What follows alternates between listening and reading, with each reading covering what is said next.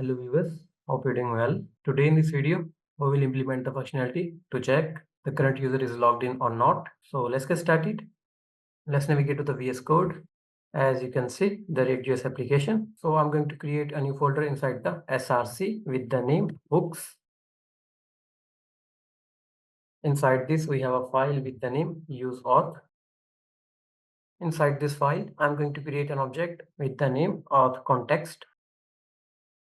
Let me initialize with the create context.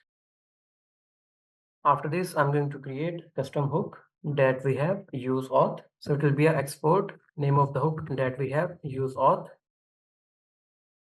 Inside this, I'm going to return here use context. We have to pass here auth context. After this, let's go to the app.js. Inside the app function, I'm going to create a method with the name private route. In the argument, it will get an element. Inside this, I'm going to call the useAuth hook.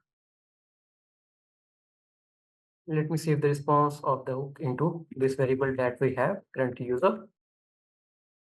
After getting the current user, we have to check if the current user is true, then we have to load here the element. Otherwise, we have to navigate the user to the login page.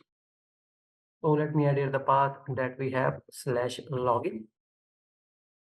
So let me remove this. Let me add here the tag that we have private route. Let me add here the element that we have dashboard. After this, I'm going to create a few more components that we have post user, update user.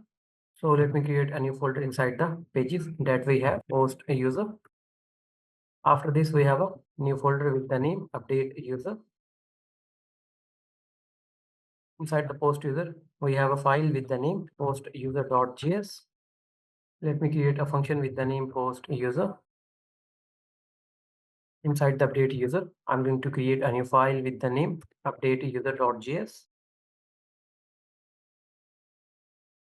After creating the post user and the update user components, let's go to the app.js. And here I'm going to register the newly created components as a routing. So let me duplicate this line. Let me update here the path that we have /user. And we have to load here the component that we have post user. After this, we have a path that is a /user/id/edit for the update user. And we have to load here the component that is a update user.